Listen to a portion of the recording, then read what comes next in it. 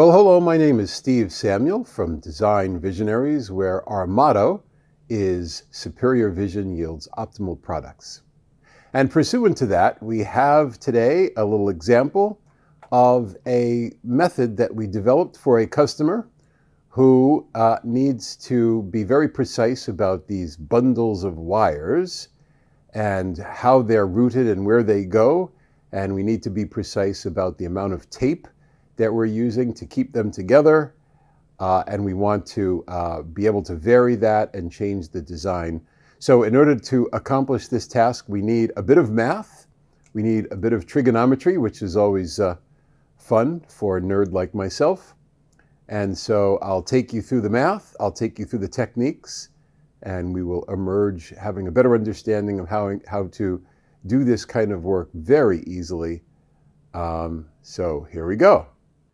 To proceed, we need a modicum of math. And in order to create this model, we need to create some expressions and represent things in the way that will enable us to change things as we go and do design changes.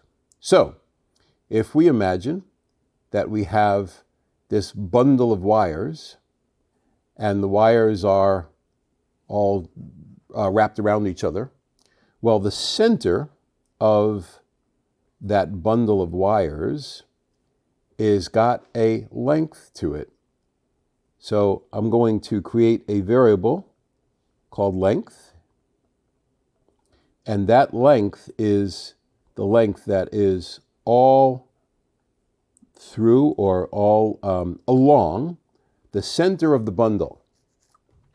Then we need another variable that is the diameter of the wires wrapped together. So if I've got 3 wires, look like this, then that is the diameter.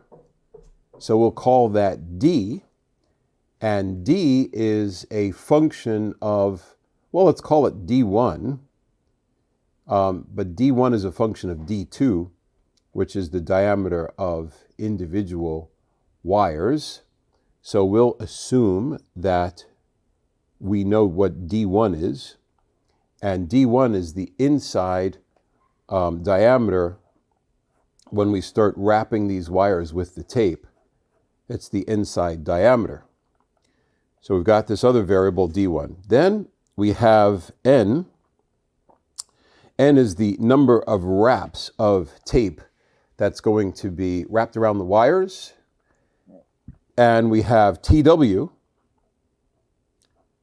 TW, that's the width of the tape when we wrap it. So if we purchase a roll of tape, it comes with some width here. Maybe it's a 1/2 inch, whatever. That's what TW is.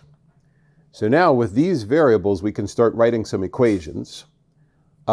If you know that you're going to be wrapping around this bundle of wires n times, then what we know is if I draw a little diagram, and let's say we're going to take a section of this, let's say, tube that you're wrapping the wires with, then if we draw that section and we draw it split open like this, and we unwrap the whole thing, then we get right here, I'm going to draw 3 of these, and we get this to be D times pi. That's pi left paren, right paren. And in order to get this overall distance, we get N times D times pi left paren, right paren. I'm drawing 3 here, but it would be more than that. Well, it depends on how much N is. And then we get this height is length. Remember, what I'm drawing is a number of these loops, if you will, as long as the wire goes. And so now we have length on the top, on the side, we've got this distance as the number of wraps times d times pi, and then we can draw the angle right here. It's the angle that this tape is going to be wrapped at, and we're going to call that ANG, angle. And we want to know what that angle is. So in order to find that angle, that's an easy equation, because we know that the opposite over the adjacent is the tangent. So if we say tangent of ang, it's the angle, equals opposite, length, divided by n times d times pi left paren right paren. Then we know that that's true. The tangent of that angle is that. So in order to find the actual angle, we atan both sides, and we get angle equals a tangent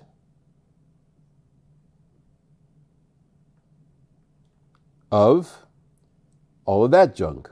So we've got length, GTH, divided by left paren n times d times pi left paren right paren, and then in parentheses, and then one more parenthesis, paren. So there's 3 parens there. So that is how we establish the angle.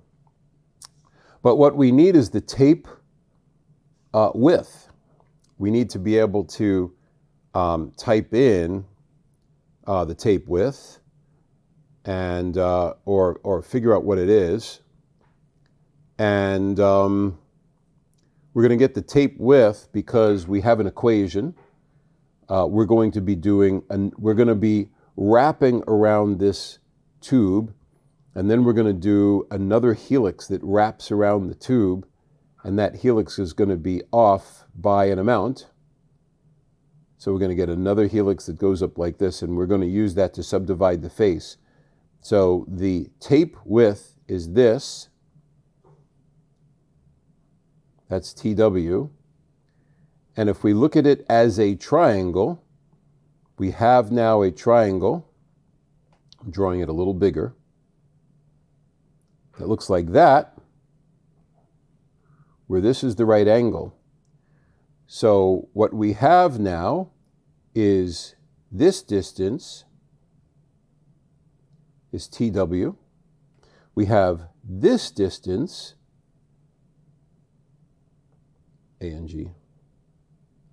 We have this distance is the phase, if you will, the phase change of the second helix that we create, and that's off by a certain angle. We have to type in a certain angle. I'm going to call it angle 2. So the actual distance is a little strange, because angle 2, if you take angle 2, and you divide it by 360, and you multiply that by the overall circumference of the tube, the overall circumference is D1 times pi left paren right paren. Okay, if we do that, then we get this distance here. And this distance will give another name. Let's call it DIST. Distance. Okay? So now, in order to get the tape width, or in order to represent the tape width in this second helix that we're going to draw, we say that the sine, because it's opposite over hypotenuse, you say the sine of ANG equals TW divided by dist. And remember, distance is all of this stuff, dist. So then we solve this equation for angle 2, because that's what we're going to need. And we know that the distance is really, let's solve this for distance.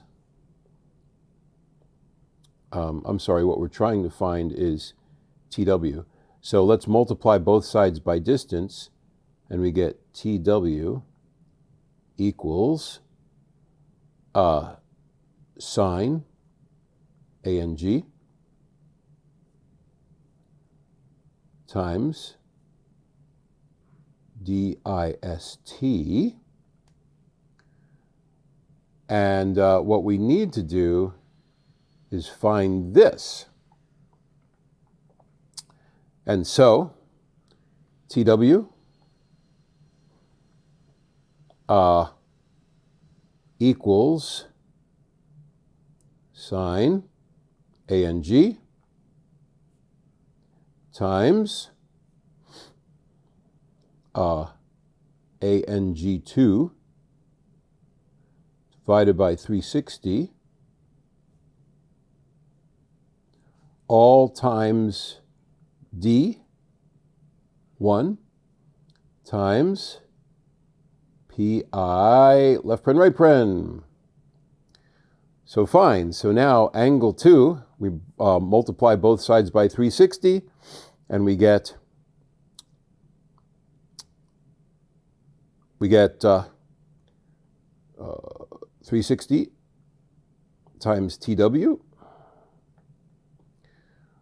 We divide both sides by sine of ANG, and we get sine of ANG.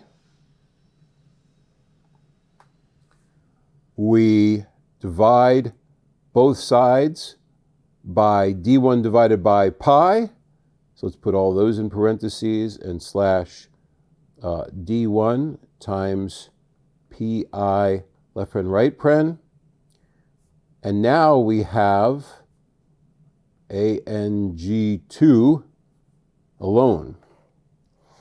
So when we have ANG2 alone, we now have an equation where we can input TW, and when we create the whole geometry, it all works. So the very next thing is to put all of this into the expressions editor.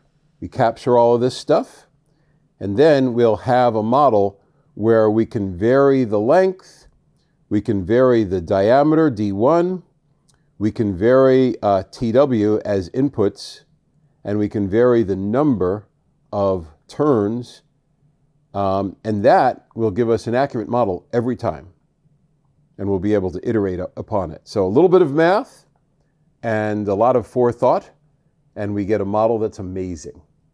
Having created the mathematical formulas that we need, it's now time to create the actual model. And in order to do that, we need to come up with some variables. And as you hopefully recall, the D1 was the diameter of the wraps, but that was a result of the actual wire diameter. So I'm going to make a little model, or I'm going to make a little expression called D2,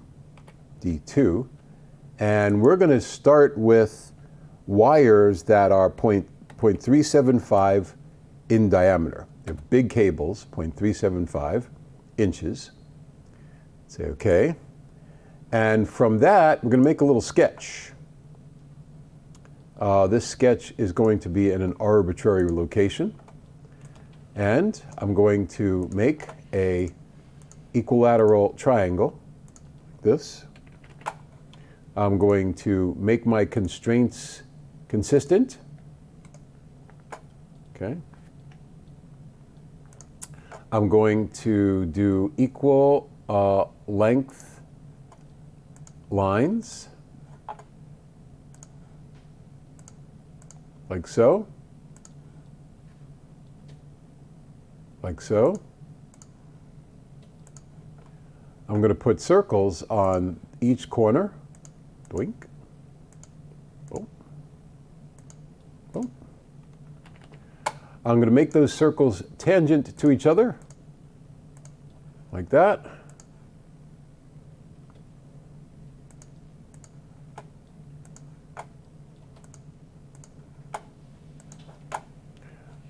Okay, I'm going to make them all equal to each other. This is important. Equal radius between this one and this one, between this one and that one. Cool. And then I'm going to put on a dimension.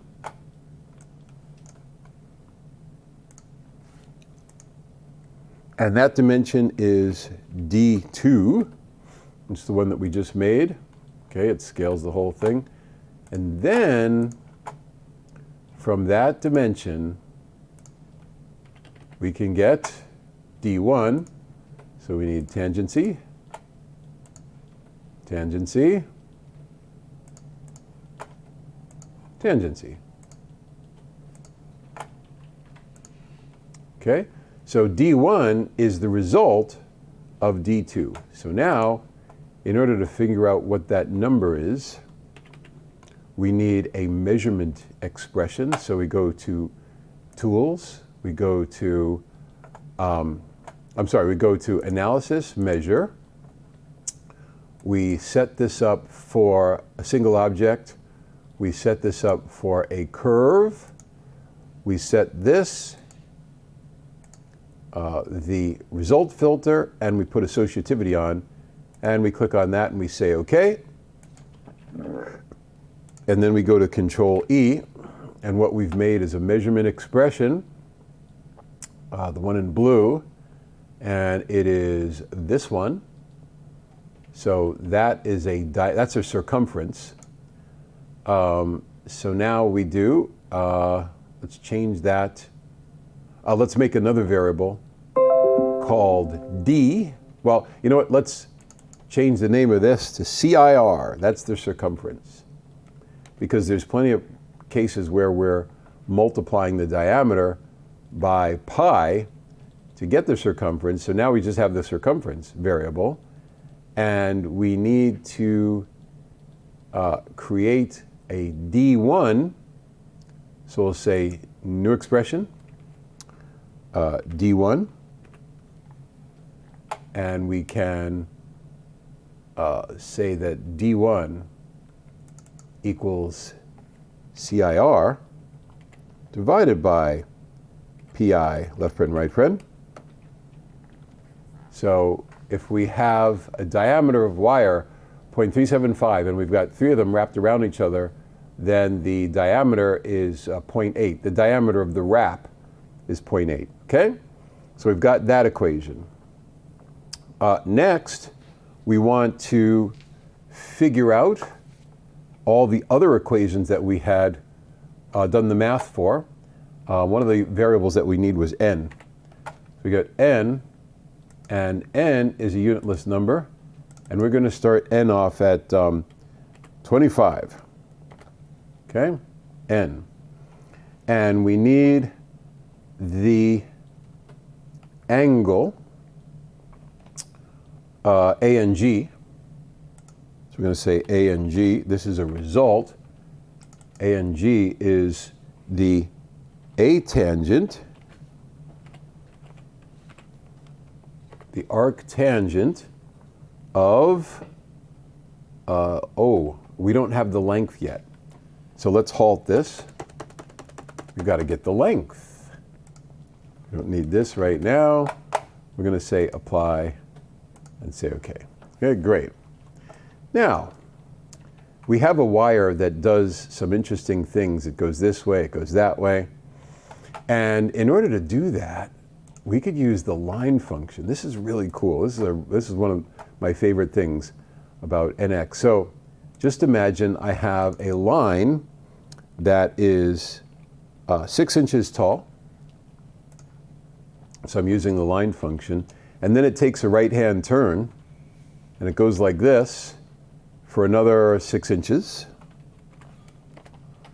Apply. So you can see that this is just the line function, that when you click on an entity and you pull that line function out, when you pull it out just right, it's parallel to y. When you pull it out this way, let's do a fit command. Again, let's fit it.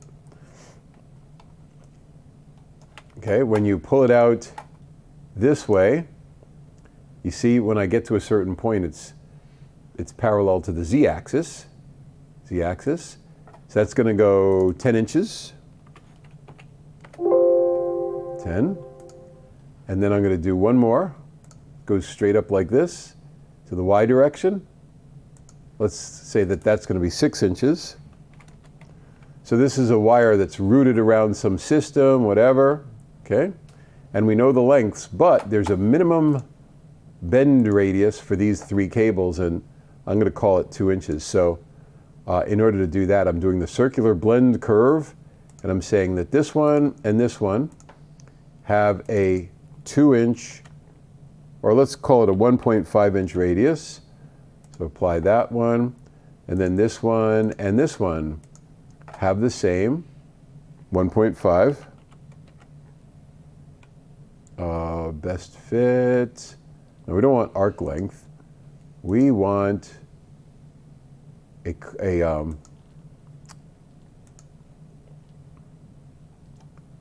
hold on here. Let's Control Z. Let's go back into the tool, circular blend curve, and we want the direction to be a best fit. We want the location to be arc length, and but we want the radius to be a value. Here it goes, a value of 2 inches. That's what I was missing. So this one and this one has a 2-inch radius there. This one and this one has a 2-inch radius there, and this one and this one has a 2-inch radius there.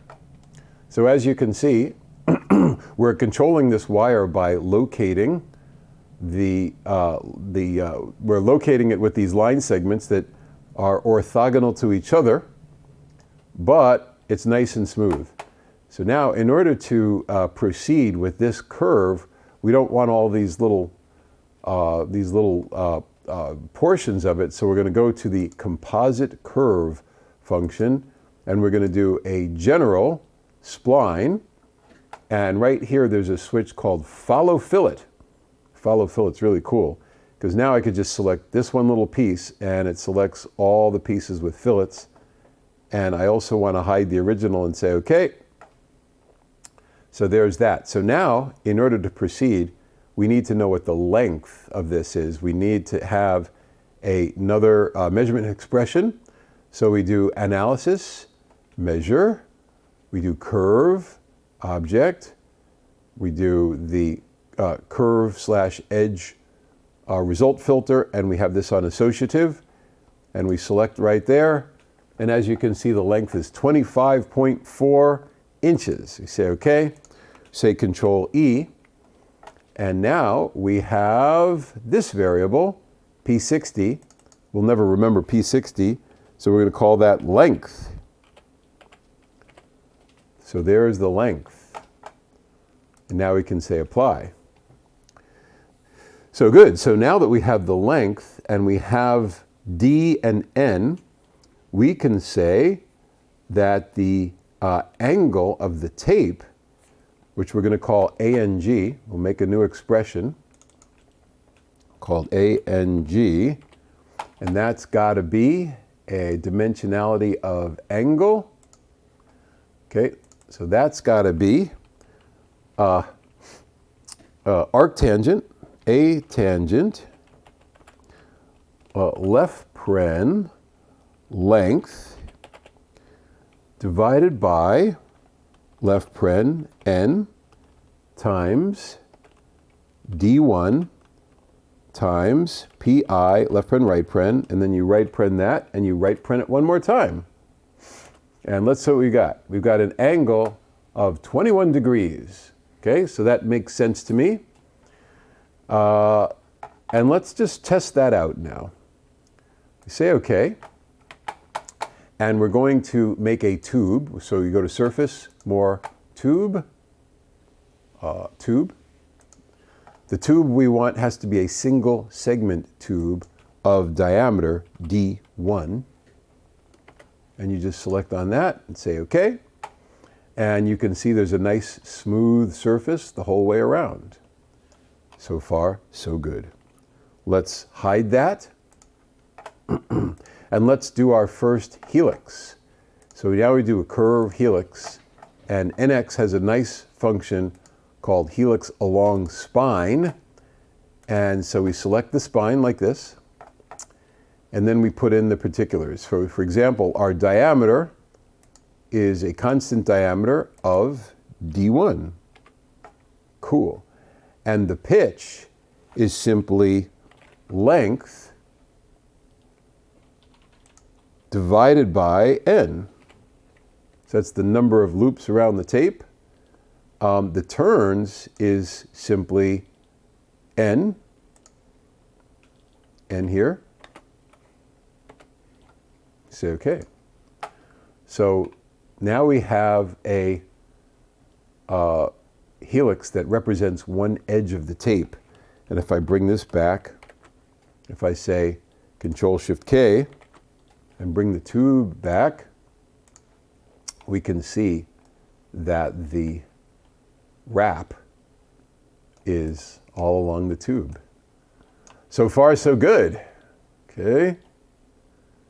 Now, we have a choice. We could offset this, this helix in face, offset it in face by tape width. But we've done some fancy formulas, and I'm eager to see if they actually pan out. So we'll keep going with the formula approach.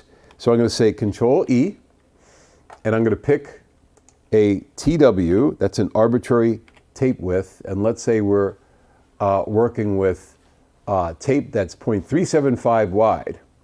So we'll put 0.375, just like that. So now we have a tape width. And the reason why we're doing this, say OK, is because in order to get this to work, we need to put another helix on here, but the helix has to be off by a phase angle, which we're calling angle 2. So I'm going to create an angle 2. I'm just going to create it as a numerical value, and then I'll put another formula in it. So I'm going to create angle 2, ANG2. Of course, that's got to have dimensionality of angle. And I'm going to just start it off at 30 degrees. It's like that. And say OK. So we've got angle 2. Now, in order to create the tape, we're going to take the helix command. Let's hide this for a second.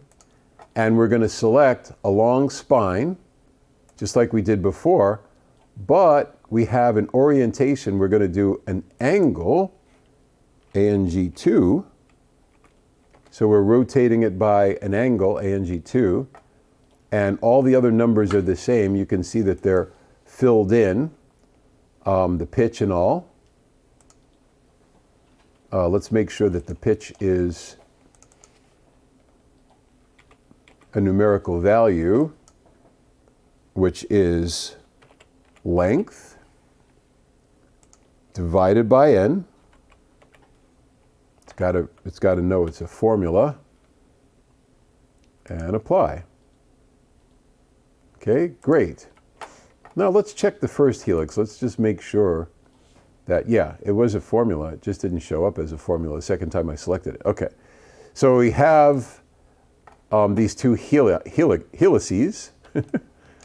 Helices? I don't know. And now we want to make the tape. So we say Control-Shift-K. We bring back the tube. We go to Home, More, divide face, we select single face, we go to the dividing objects, and we select the two helices. There's one, there's two. Say OK. All right. So that's one big surface. And now we can thicken. So we go to Surface, Thicken. There's Thicken. And I didn't make a variable for tape thickness, but I'm going to type in tape underscore THK equals 0.1. And I'm going to select this single face, and it's thinking about it, and say OK. So now we no longer need the tube. 0.1 is way too thick. It's probably be 0.05, but you know, it's tape. So what we're going to do now is hide actually, I'm going to banish that. I'm going to go to View, Move to Layer, and I'm going to put that on Layer 2. And I'm going to go to Layer Settings, and I'm going to make 2 invisible. So if I ever want to bring it back, I know where it is. Okay, great. Now, I want the tape to be thinner and wider. So if I go to User Expressions and I go to tape thickness at 0.1, I can make it 0.05. And it's thinking about it. So it does that. And in order to make it wider, I still have to make it a function of TW. But right now, I'm just going to go to the second helix. And, I'm going to go to the expressions and change ang2. So instead of 30 degrees, I'm going to say that it's 70 degrees. And that should take a little while to update. And there you have it. So there's the width of the tape that is controlled by ang2. But we want to control it with something better than ang2. We want to control it with a variable called tape width, TW. Okay, now that's pretty cool. And the next little bit is to make the actual cables. And we know that the cables are controlled by this D2 variable, D2, okay? So what we need to do is go to the end of the drive curve and make a sketch. And the sketch is on the path there. And the path is all the way at the sketch is all the way at the end of the path. And at the end of the path, we have, again, an equilateral triangle, like so. And we go to equal length, and we make these two equal, and we make these two equal, and we put a midpoint between there and there, or there and there, and there and there, and there and there. We don't really need the third one, but it's fun to see. Then we need our cables. There's that, there's that, there's that. We need them to all be tangent to each other, like so.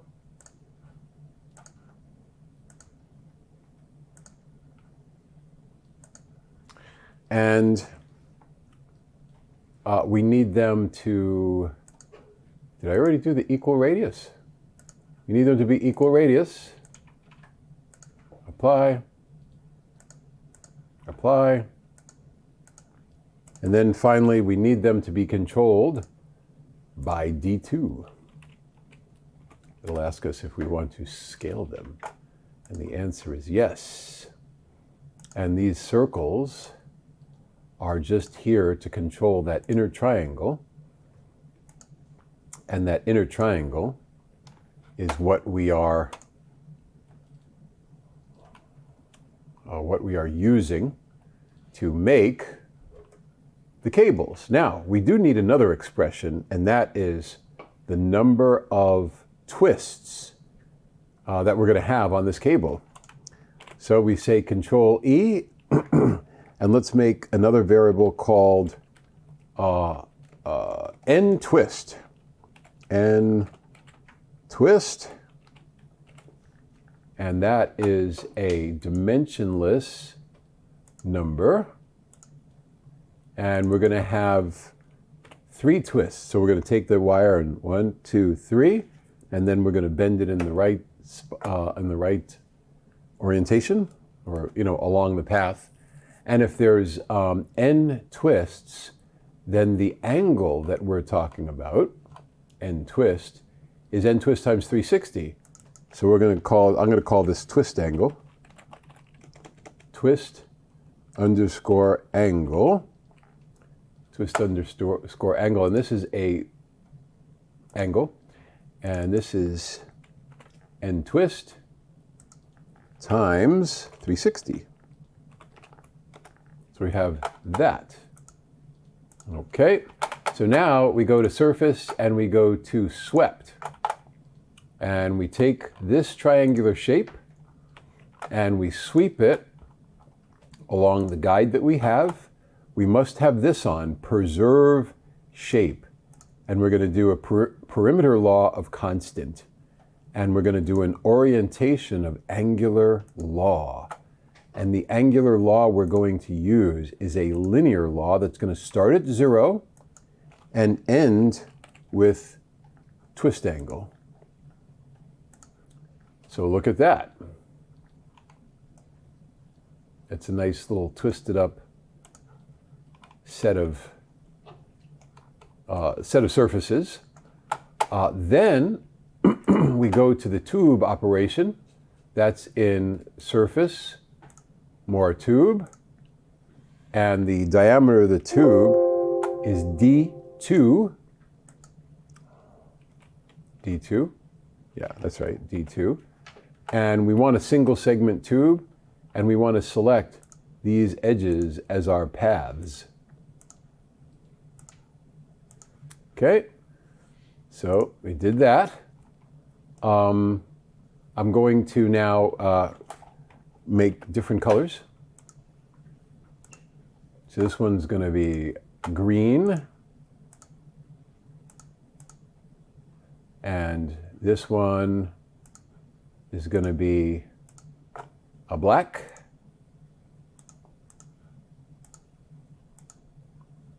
and this one's going to be red. Red.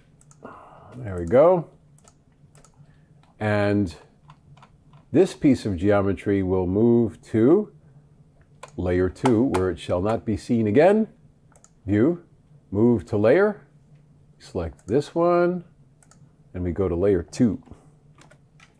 Cool. So there's that. I think the wires may need to be twisted just a bit more. So that's the n twists. N twist is 3 right now. Let's see what happens when we make it 5. All right, so that looks nicer. I'm going to bring back the tape. There's the tape. And the only thing about the tape is it's not wide enough. We need wider tape. This sketch was just to control D1 as a function of D2. So I can push that off to layer 2. All right. We don't need the coordinate systems anymore. So I can say layer settings and turn off 61.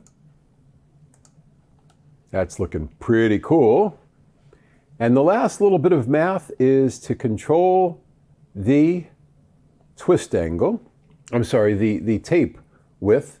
Now, the tape width we wanted to be 0.375, and as I recall, we did TW 0.375, there it is, but that does not represent what's going on here.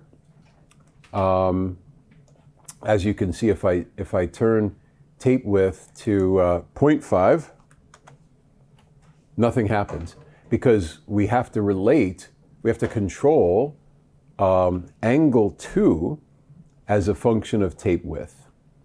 And so we need to go back and make one more variable, and I'm going to call it angle 3.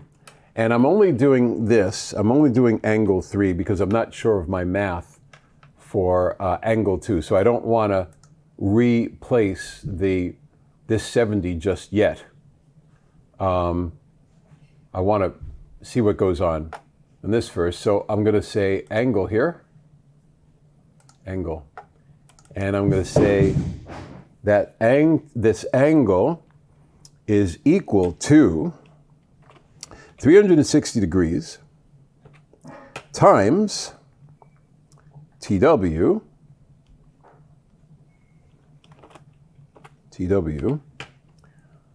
Yes, I'm going to put that in parentheses. And I'm going to divide it by the sine of ANG2. Sine of ANG. Put that in parentheses. Okay? And I'm going to put that whole quantity in parentheses. Boink. And I'm going to divide that by D1 times PI left paren, right paren. PI left paren, right paren. Okay, so I'm dividing that whole thing. And I need one more parenthesis there. And I can say enter. And what do I get? I get 190 degrees. Uh-oh. So I don't think that's right. But maybe it is. Maybe I should just try it. So I'm going to type in, instead of ANG2, this is going to be ANG3, ANG3. And say apply. And see what happens. And see how wide the tape gets. Oh. Well, there you go. It was right. My math was correct. How about that? I should not have doubted myself. So that's cool. So now we have the ability to control the tape width, the number of loops, the position of the tape. You know, we can control everything. Let's do something fun here. Let's do a tape width of 0.25. So that makes the tape go like that. Cool. We have a finished model. And as per usual,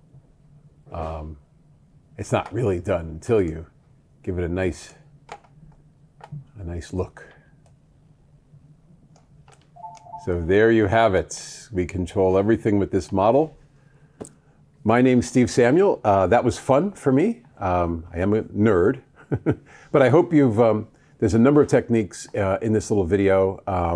The combined curve project, or the composite curve, the helix command, all of that stuff are little elements of which you can use in so many other ways. Thank you very much for viewing this. Please, if you enjoyed and appreciated this video, like and subscribe. And we now have many more users than we've had. We've gone past the threshold of 4,000 hours of people viewing our videos, and we get lots and lots of appreciative emails. It's very nice. And if you have something that you want to see, you can email info@designviz.com. And this is where we get the ideas to do these things. It's really wonderful when users actually give us stuff that they want to see. Thank you very much.